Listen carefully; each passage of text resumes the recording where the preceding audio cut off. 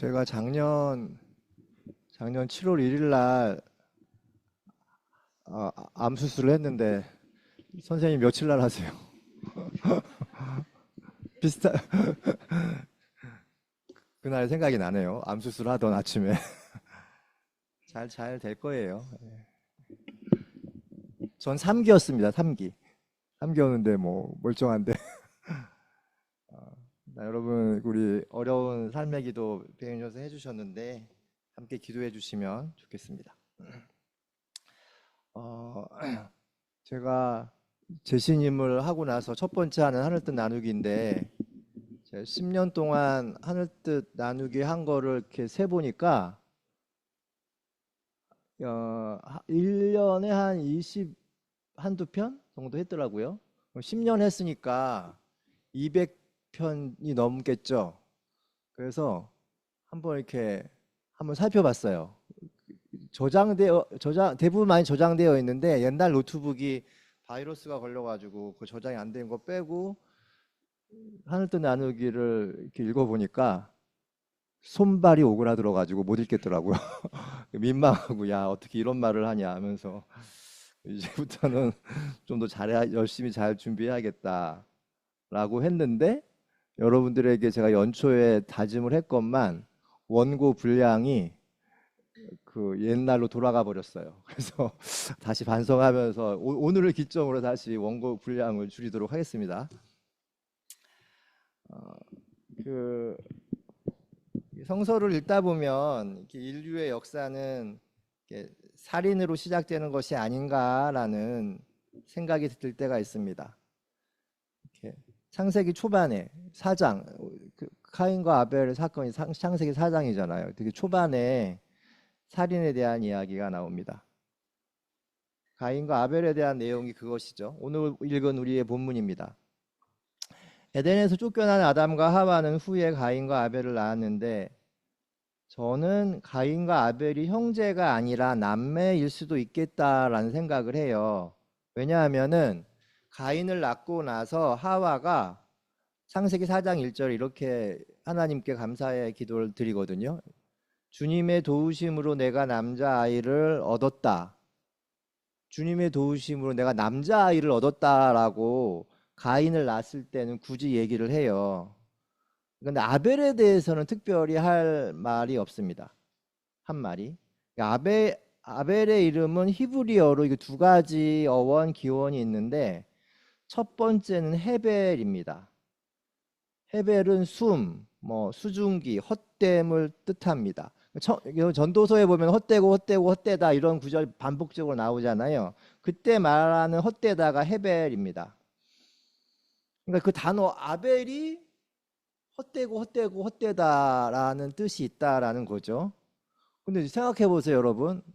누가 남자아이에게 이스라엘도 마찬가지고 우리나라도 마찬가지고 남자아이를 낳았는데 헛되다라는 이름을 짓겠어요.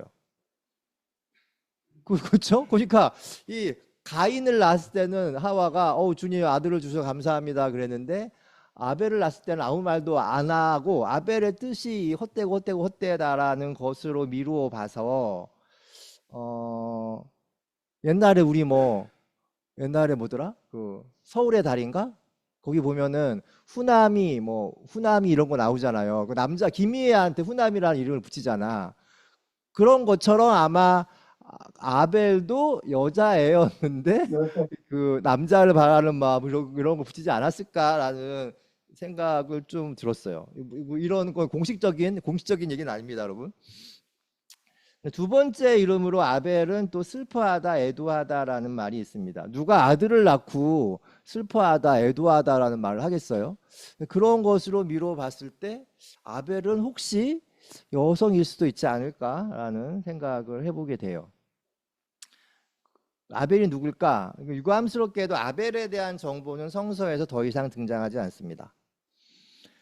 그럼 가인과 아벨에 대한 이야기는 너무 잘 아니까 오늘 더 이상 길게 하지는 않겠습니다. 형제간 경쟁과 살해는 성서뿐만이 아니라 대부분 신화나 문학 작품의 단골 소재입니다. 뭐 야곱과 에서도 마찬가지죠. 형제 간의 갈등이고, 예수님 비유에 나오는 돌아온 탕자, 그것도 첫째 아들, 둘째 아들, 첫째 아들이 둘째 아들 되게 시샘하는 게 나오잖아요. 에덴의 동쪽 그런 소설도 보면은 다 이런 형제 간의 갈등을 주된 소재로 하는 걸로 보아서, 형제 간의 시기와 질투와 권력을 둘러싼 투쟁이 인류의 발전사에 있어서 되게 중요한 요소가 아니었나 라는 생각도 들어요. 오빠와 여동생 간의 갈등이었으면 인류가 이렇게 불행하지 않았을 텐데, 형제가 갈등하는 바람에 이렇게 인류가 더 불행을 향해 가고 있지 않나라는 생각도 또 하게 됩니다.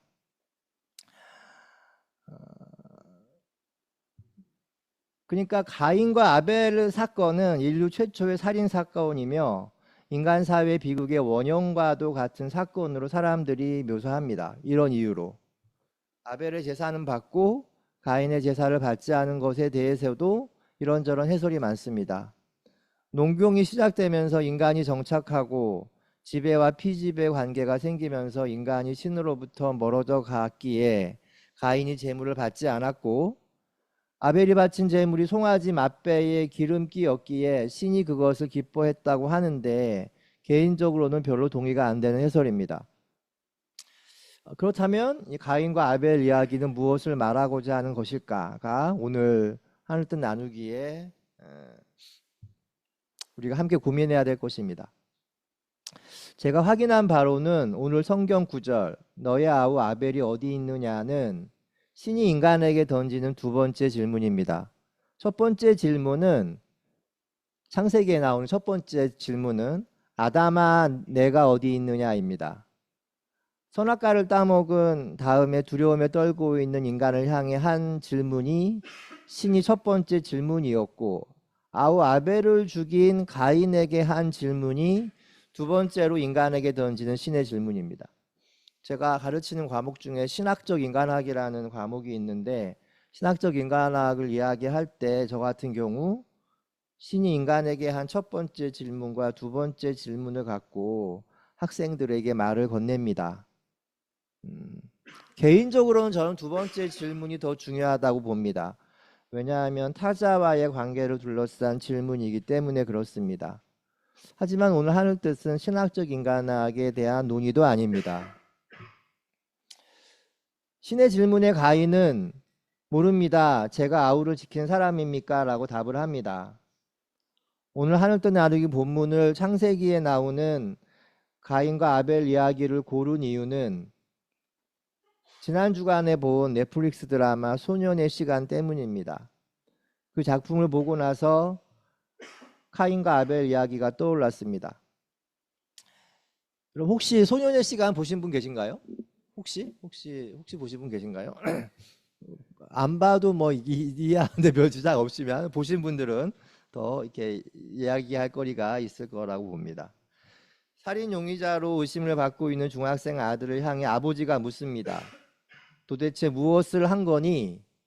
그러자 아들은 나는 아무 짓도 하지 않았습니다 라는 답을 합니다. 소년의 시간을 보다 보면은 많이 나오는 대사가 있는데 바로 그것이 나는 아무 짓도 하지 않았다입니다. 창세기에 등장하는 가인의 대사와 똑같다고 느꼈고, 그래서 소년의 시간과 가인과 아벨 이야기가 어떤 상동성이 있지 않을까라는 생각이 오늘 하늘뜻 나누기를 쓰게 한 동력입니다. 13살 남자아이, 13살이면은 초등학교 6학년인가요? 그런가요? 중학교 1학년. 중학교 1학년. 어쨌든 그렇습니다, 여러분. 중학교 1학년이라고 합시다. 13살 남자아이가 제임이라는 남자아이인데, 동년배 여학생 KT를 살해한 혐의를 받고 집에서 자다가 경찰에게 체포되는 것으로 드라마는 시작이 됩니다.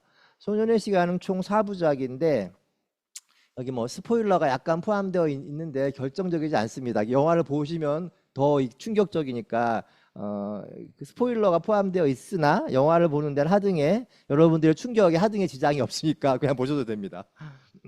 경찰서, 학교, 상담실, 제이미순. 그러니까 1부는 경찰서, 2부는 학교, 3부는 상담실, 4부는 제이민의 집. 이 순서대로 된 4부작 이야기입니다.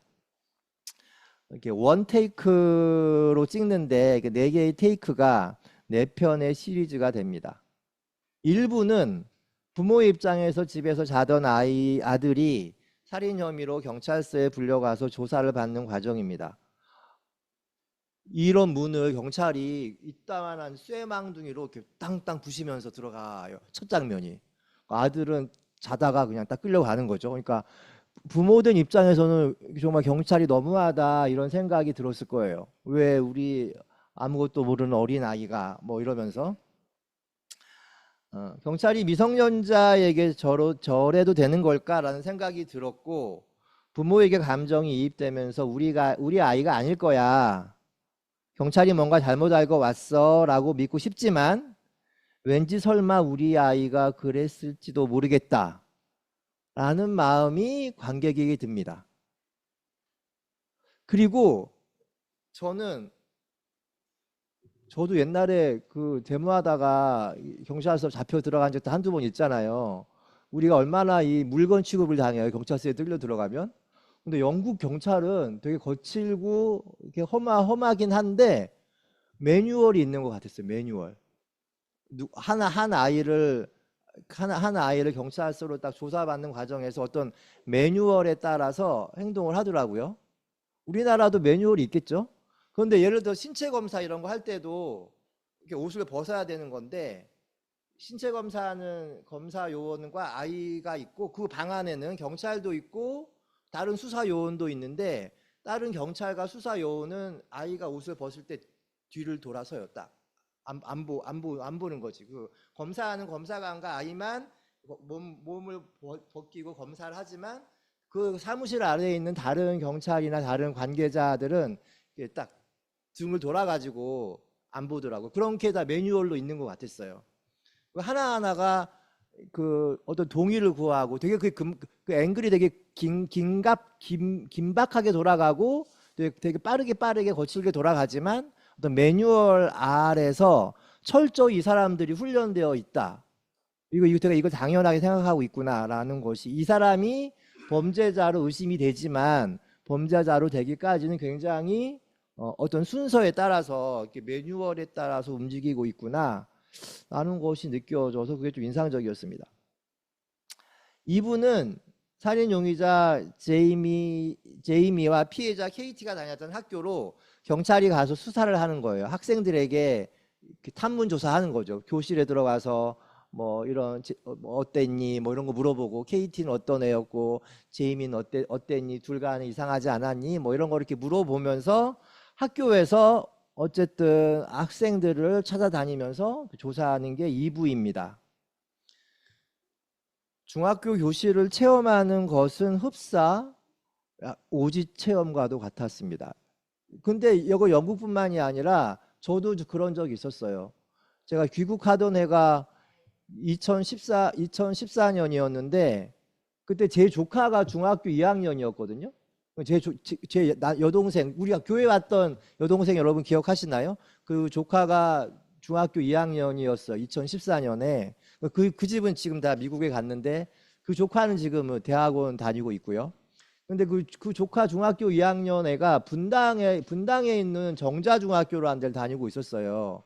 근데 저가 귀국해가지고 갔는데 삼촌 학교 와서 학부모 초청 무슨 학부모가 강사가 되는 건데 엄마 아빠 말고 나한테 엄마 아빠도 훌륭한데 나한테 삼촌이 와서 일일 교사를 해달라는 거예요. 중학교 2학년이었어요. 남자. 내가 뭐 까짓거 중학교 2학년 애들 뭐 갔죠. 자세가 기본적으로 이거야. 이렇게 누워서 이렇게 나를 봐요. 전부 다 정말 전부 다. 내가 놀래가지고 준비해 간 게 있었어요. 저는 딱 준비해 간 게 있었는데 틱틱 하다가 이제 이게 안 통하는 걸 알게 되잖아요. 내가 여러분 제가 시카고에서 10년 공부하고 왔습니다. 그러니까 시카고라는 말을 들으니까 애들이 이러고 있다가 이렇게 되더라고. 굉장히 어떤 권력과 남자애들, 학력과 권력과 그것에 딱 이렇게 이럴 때들이 딱 이렇게 되는 거야. 그러면 내가 마이클 조단 얘기하고 시카고에 있었던 오바마 얘기하고 뭐 시카고 대학 얘기하고 뭐 시카고 갱 얘기하고 이러고 끝났어요. 알카포네 얘기하고 이러고 끝났어. 교훈적인 얘기가 아니라. 그거 너무 좋았다는 거야. 나중에 그 조카가 와서 나한테 들린 얘기가 너 마이클 조단 니네 아니야. 마이클 조단 있었던 때 시카고 불스가 스카치 피펜이랑 뭐 누구랑 해가지고 NBA 뭐 우승하고 바로 애들 막 NBA 보고 막 아주 좋은 유익했던 시간이었다고. 그런데 정상적인 말들은 안 통해요. 교훈적인 말이라든지 나 되게 좋은 얘기를 하려고 했었거든요. 정말로 좋은 얘기가 안 통하는 그 조직이에요. 학교는. 그런데 그 생각이 그 옛날에 10년 전에 정자중학교 2학년 남자애들한테 들었던 생각이 그 소년의 시간 2부 경찰들이 그 학교를 탐방하면서 돌아다니는데 와 그냥 아무 좀 약간 영화에서 과장된 것이었고 그 학교가 굉장히 이렇게 노블한 학교, 이렇게 귀족적인 학교가 아니라 우리 영화에 보면 굉장히 귀족적인 무슨 되게 좋은 학교들만 나오잖아요. 그냥 평범한 민중들이 다니는 그런 학교였던 거예요. 그래서 굉장히 사납고 아무 말 거리낌 없이 말과 행동을 하고 그걸 보면서 그 영화를 보는 관객인 학부모들이 아, 우리 아이가 놓여 있는 학교가 저런 거구나를 또 느낄 수 있었겠구나라는 생각이 들었습니다. 3부는 제가 보기에 제가 볼 뿐만이 아니라 모든 사람들이 보기에 3부가 가장 클라이막스예요. 3부는 그 제이미 살인 용의자와 제이미와 상담 선생님이 상담실에서 얘기하는 거예요. 1시간 내내. 그 영화는 4부작인데 1시간짜리예요. 1시간 내내 그 상담가와 살해 용의자 제이미가 대화하는 장면입니다. 그 제이미가 혹시 케이티를 살해했다면 영화는 여러분 결말에서 제이미가 케이티를 살해했다 이런 거 남기진 않아요. 그냥 오픈 엔딩으로 끝나는데 살해했다면 제이미의 저런 면들, 저런 것들, 저런 마음 때문일 수 있겠다라는 추측은 할 수 있습니다. 3부는 제가 봤던 그 어떤 공포 영화보다 무서웠어요. 아무런 그게 없거든요, 사실은. 여러분 예전에 양들의 침묵 보셨잖아요. 거기 그 누구지? 거기 조디 포스터하고 앤소니 호핀스가 그 렉터 박사였잖아요. 그 둘이 대화하는 거 기억나시죠? 그때 되게 무서우셨죠? 되게 오히려 뭐 누가 사람을 찌르고 때리고 이런 거보다 저는 그 앤소니 호킨스하고 조지 포스터가 대화하는 게 너무 무서웠거든요. 그런 분위기예요. 그 상담 선생님이랑 제이미가 얘기하는 장면이 그 흡사 그 양들의 침묵과 같았습니다. 10대 남자아이들이 뭐 이걸 다 성급하게 일반화할 수는 없지만 제이미를 10대 남자아이들이 그렇게 자라서 20대 남자들이 되고 30대 남자들이 된다면 물론 그 과정에서 교육을 받고 자기 수행을 하고 자기 반성을 하면서 달라지겠죠, 당연히. 하지만 저 중에 몇 프로만이라도 저렇게 서서 성장한다면 그리고 우리나라 현실 지금 2030에서 벌어지고 있는 구구적인 말과 행동을 생각한다면 그런 것들이 다 저 제이미에게서 시작되는 그런 것과 연장선상에 있을 수 있겠다라는 생각이 들었습니다. 4부는 남겨진 제이미 가족의 이야기입니다. 그때 우리가 좀 더 제이미를 살폈으면 하는 후회와 아쉬움이 담겨져 있습니다. 영화는 살인자가 누구인지 결말을 내리지 않고 남겨진 가족들의 그 사부 일상을 담담히 그리면서 끝이 납니다. 제이미가 거기 무슨 수용소 뭐 그런 데서 아빠 생일이었는데 아빠 생일날 전화 걸어서 뭐 얘기하는 거, 뭐 선물 주고 이런 것들이 담담하게 그려지면서 가족이 아들을 그리워하고 또 아들도 가족을 그리워하면서 이런 정말 일상의 일들을 하면서 영화가 끝이 납니다. 그리고 아들을 향한 이웃 사람들의 뭐 이런 비난, 어떤 이런저런 것들에 대해서 가족들이 히스테리컬하게 반응을 하고 상처받고 그런 것도 이제 그 영화에 나옵니다. 요게 대충 이제 그 1부, 2부, 3부, 4부에 대한 영화의 내용이고요. 영화를 보면서 제가 처음 그 들었던 단어가 있어요. 인셀이라는 단어예요. 여러분 인셀이라는 말 예전에 아셨나요? 전 정말 처음 들었어요. 인셀 자꾸 인셀이라는 말이 되게 반복적으로 나오는데 인셀이 뭐지? 뭐 나중에는 그게 이런 거였습니다. 비자발적 순결주의자. 영화에서는 비자발적 독신주의자를 뜻합니다. 인셀이. 이거 인셀이란 말을 누가 제일 많이 하냐 하면 제이미가 하는 말이에요. 13살 남자아이가 난 인셀이다. 나는 비자발적 독신주의자다. 온라인 하위 문화에서 자신을 연애 또는 성적 파트너를 구하지 못하는 존재로 정의하는 이들을 가리킵니다. 인셀은 예를 들어 우리가 일상에서 이렇게 모태솔로라는 말을 되게 재미있게 우스꽝스럽게 희화하잖아요. 연애를 못하거나 뭐 아직 뭐 그 모태솔로라는 말은 우리나라에서는 그런 거죠. 제가 아주 순진해, 뭐 착해, 아직 뭐 깨끗해, 퓨어해 이런 이미지인데 서양에서의 인셀과 같은 건데 인셀은 비자발적 독신주의자인데 내가 찌질해서 내가 능력이 없어서 이렇게 표현되는 단어예요. 인셀은. 내 친구는 돈도 많고 공부도 잘하고 운동도 잘하고 사람들에게 인기도 많고 여자친구도 많고 데이트도 잘하는데 나는 뭐야? 이게 이제 인셀 커뮤니티에서 이렇게 팽배한 정서입니다. 이런 좌절과 거절의 경험을 쌓아가면서 인셀 커뮤니티가 만들어집니다. 이들은 온라인 커뮤니티에서 여성에게 선택받지 못했다는 피해의식을 공유하며 점점점 분노와 혐오에 찬 시선으로 세상을 바라보게 됩니다. 13살짜리 제이미가 말이죠. 영화를 보다 보면 제이미가 20대 80 법칙을 이야기합니다. 20%의 인기 있는 남성들이 여성들을 독차지한다고 말입니다. 알파 남성들입니다. 나머지 80% 남성들은 베타 남성들, 그 인셀입니다.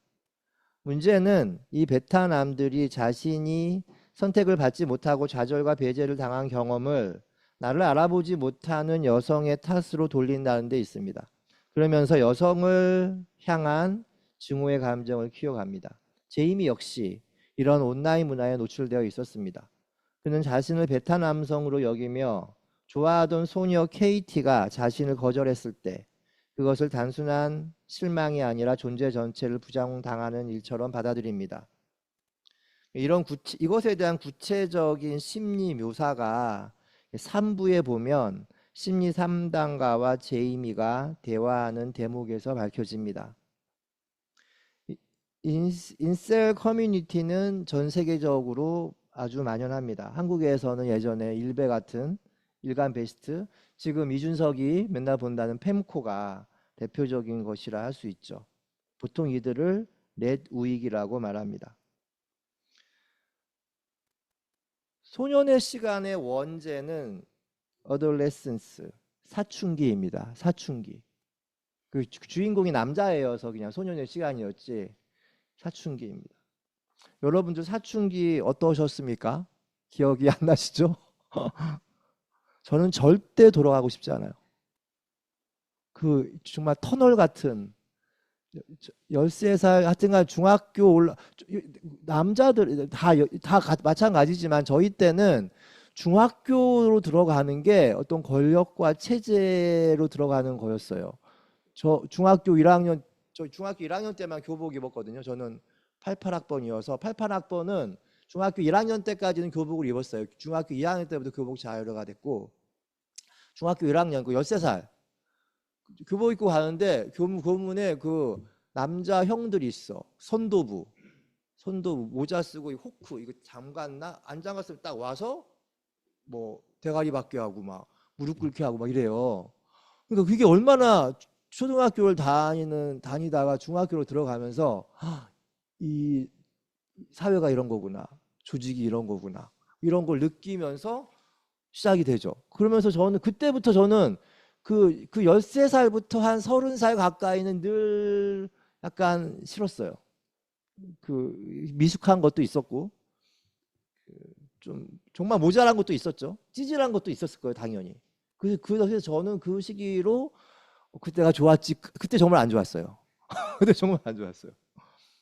저는 절대 돌아가고 전 20대도 돌아가고 싶지 않아요. 한 20대 후반은 괜찮은데 절대 돌아가고 싶지 않습니다. 여러분들은 어떠신가요? 너무 미숙하고 답답하고 앞이 보이지 않았던 시절이기 때문에 그렇습니다. 좌절과 거절, 수없이 많은 이불킥을 구사했던 시절이 제가 경험했던 소년의 시간이었습니다. 하지만 저는 한편으로는 사춘기 시절에는 거절과 좌절을 경험하는 시기이어야 한다고 봅니다. 좌절과 거절을 통해 내가 살아가는 세상이 내 마음대로 되는 것이 아니구나를 깨달아가는 것이 성장하는 과정이라고 보는 쪽입니다. 이러면 이제 꼰대가 되는 거죠. 그런데 그런 것 같아요. 그러는 가운데 나의 결핍과 부족을 넘어서려고 노력을 하잖아요. 책도 보고 공부도 하고 영화도 보고 음악도 듣고 하면서 내가 어떻게 하면 좋은 사람이 될까? 어떻게 하면 멋진 사람이 될까? 어떻게 하면 인기 있는 사람이 될까? 그것이 그러지 못해서 되게 괴롭고 힘들었던 시절이 저의 소년의 시간이었고, 그거는 50이 넘은 55살이 되었는데도 불구하고 여전히 요원합니다. 하지만 안타깝게도 영화 소년의 시간에 나오는 오늘의 사춘기 청소년들이 처한 상황은 다릅니다. 예전에는 그래도 일종의 사회적 합의 같은 것이 있었던 것 같아요. 학생은 그럴 때야 이런 거죠. 실수를 해도 괜찮고 한번 실패해도 또 뭐 일어설 수 있고 이런 것들이 적어도 제가 살았던 때는 있었던 것 같아요. 그러니까 패자부활전이 있었던 거죠. 패자부활전. 예전에는. 요즘은 여러분 패자부활전이 없어요. 중학교 때부터. 중학교 때 잘해야 뭐 외고나 이런 과학고 가고, 고등학교 1학년 중간고사 한 번 못 보면은 뭐 좋은 학교 못 가는 거고 이런 거잖아. 패자부활전이 없는 거죠. 우리가 살았던 때는 되게 독재 시절이었는데 패자부활전이 어떻게 있었을까요? 그것도 우스워. 신자유주의 시에 민주정부가 들어서면서는 패자부활전이 없어진 거거든요. 그것도 좀 따져볼 일인 것 같긴 해요. 사춘기 시절은 적어도 옛날에는 그런 시행착오를 겪는 시간이고 사회는 넉넉히 그 시간을 기다려준다. 뭐 그런 식의 아량과 대의 같은 것이 적어도 있었습니다. 그래서 저 같은 청소년들이 그 테두리 안에서 나름 보호도 받고 성숙의 시간을 확보할 수 있었던 것 같습니다.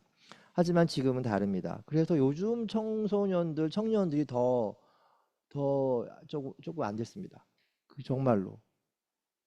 물론 물질적으로나 여러 가지 이런저런 혜택들 풍요롭죠.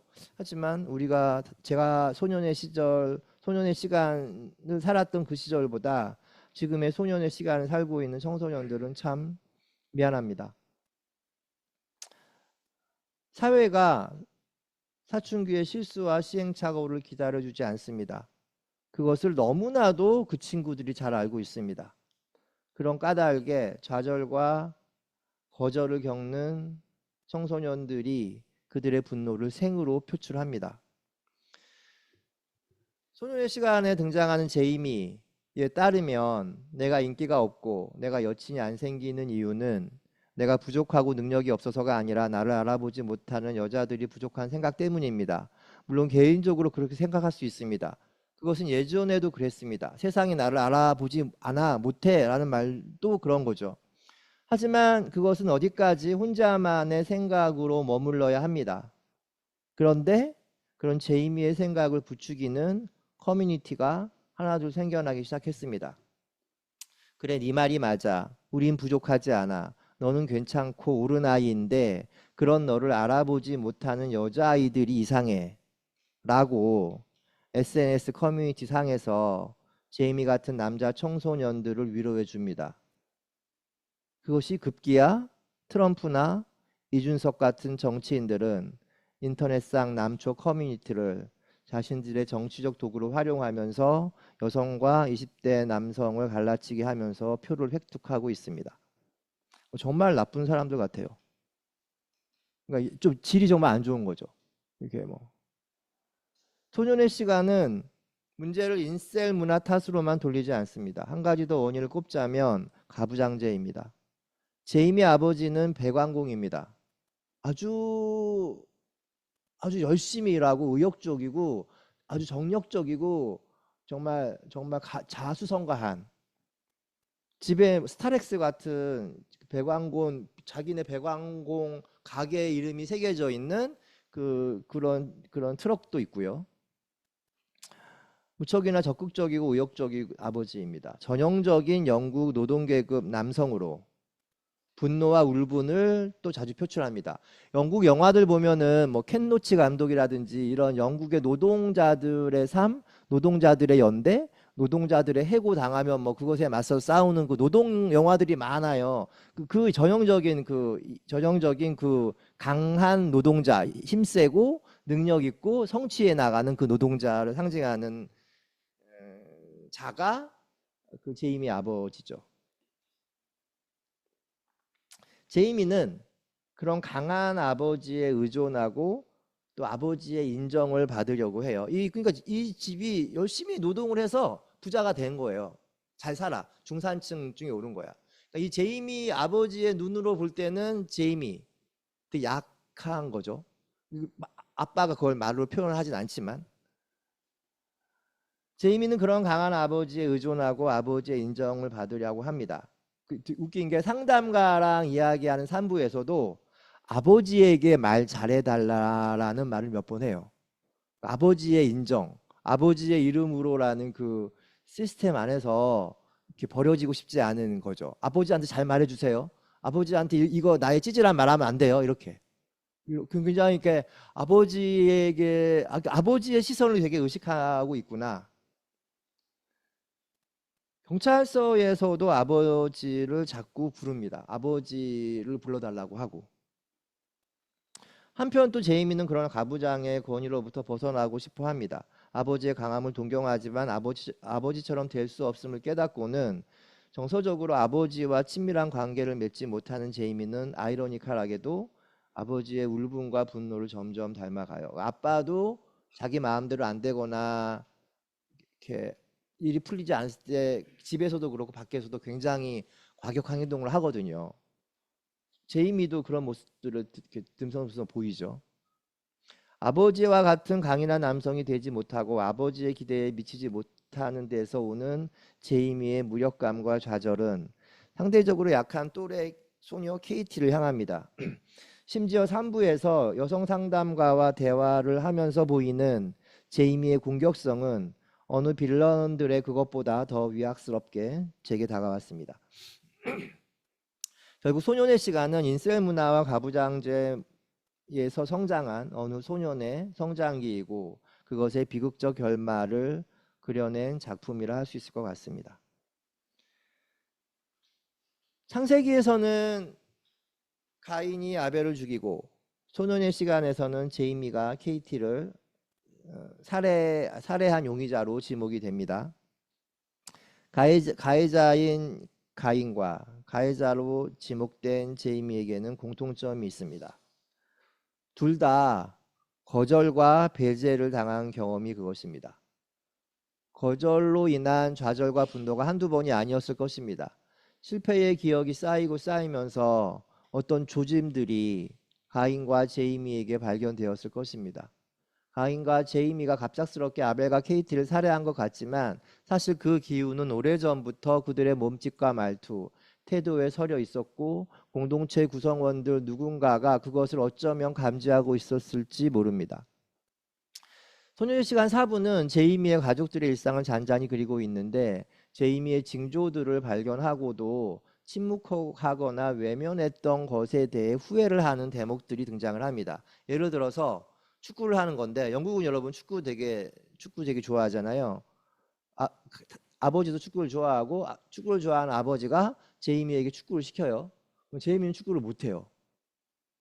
축구 하는데 축구 못하니까 미국이나 여러분 영국에서 아이들 축구하러 갔을 때 가족들 다 가서 보거든요. 학부모들이 우리 아들 잘한다, 우리 딸 잘한다 하면서. 근데 이 아빠가 제이미 아빠가 우리 아들 잘하라 잘하라 하는데 제이미는 축구를 못해. 근데 제이미는 알 거 아니야. 아빠가 내가 축구를 좋아하는 걸 원할 텐데 내가 지금 똥볼을 찼어. 헛발질을 했어요. 근데 아빠를 딱 옆으로 보니까 아빠는 되게 괴로워하면서 자기를 외면하면서 이렇게 이러고 있거나 이런 거를 제이미가 보는 거야. 그러면서 그런 얘기들이 있어요. 그런 이렇게 좌절과 배제의 경험들이 그때 내가 알았어. 아빠는 엄마도 알았어. 제이미가 그때 당황해하는 표정을. 근데 아빠는 나름대로 내 표정을 들키지 않으려고 이렇게 또 돌린 건데 제이미도 그 얼굴을 돌려버리는 아빠를 보는 거죠.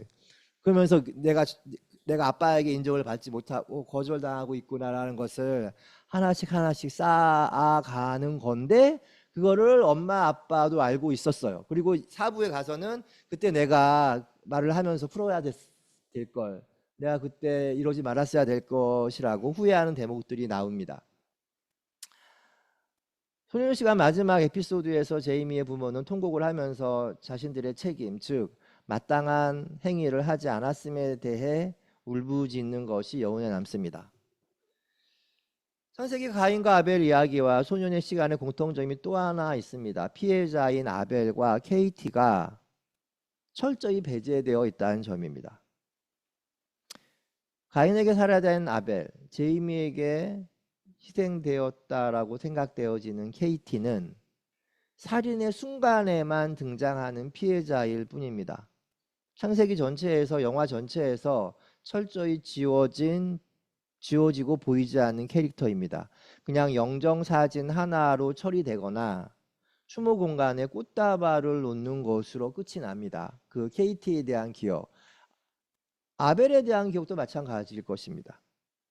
소년의 시간 2부에서 학교로 찾아간 경찰이, 여러분 이분은 학교 가가지고 학생들 만나는 거잖아요. 그 남자 경찰과 여자 경찰 두 사람이 2인 1조가 돼서 돌아다녀요. 그 학교를.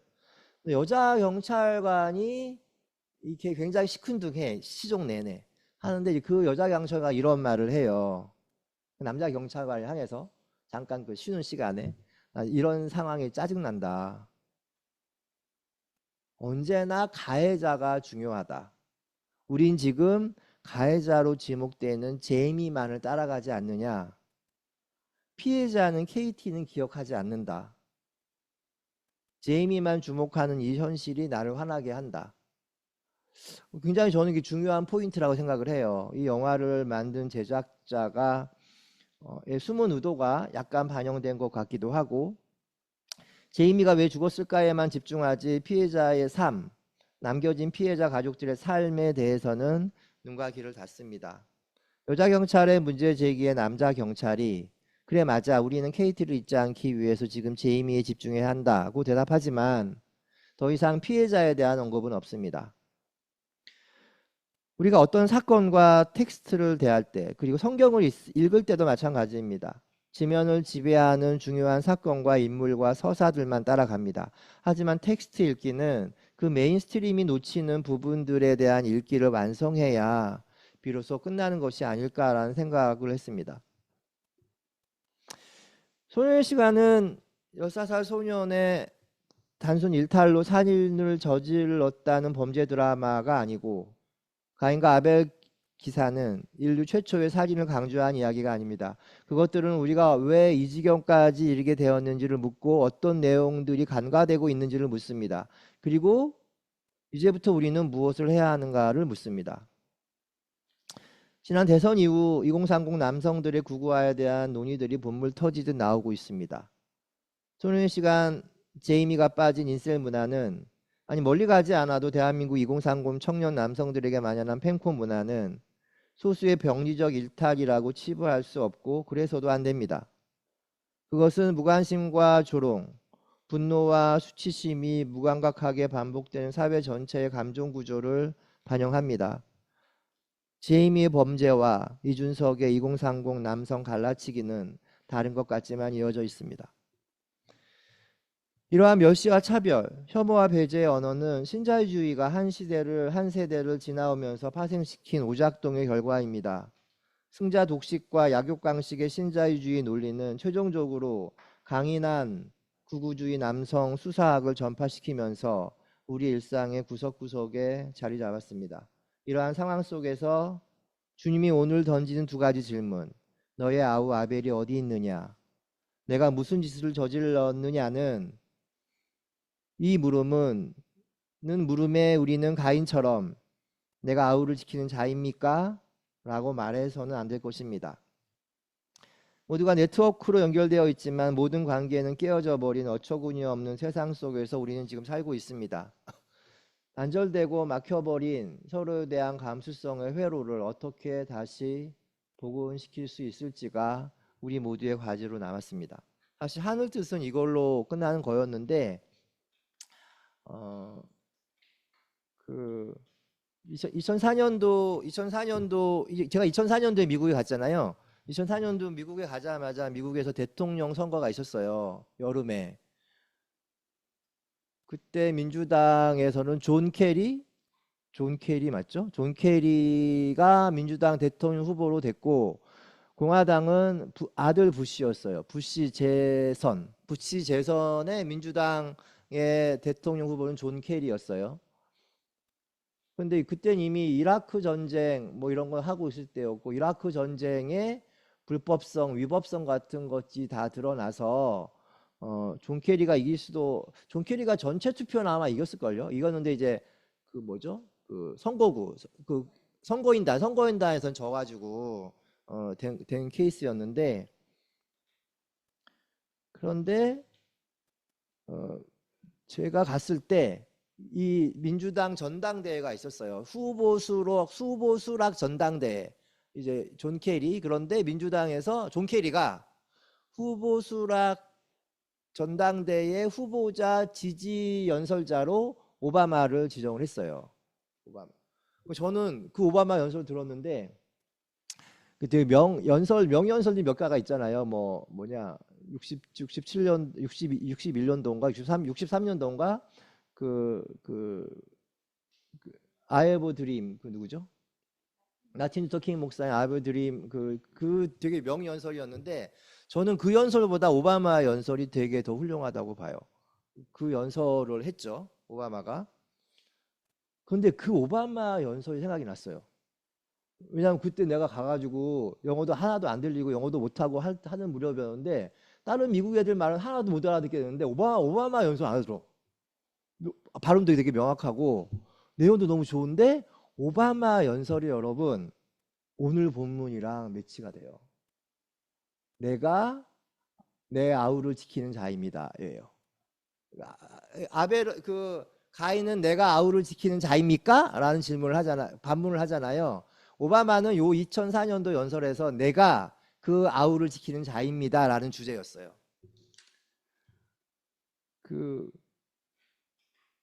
그리고 나서 내가 그 연설을 듣고 옆에 있는 미국 애한테 내 친구 학교 애한테 저 사람이 누구냐?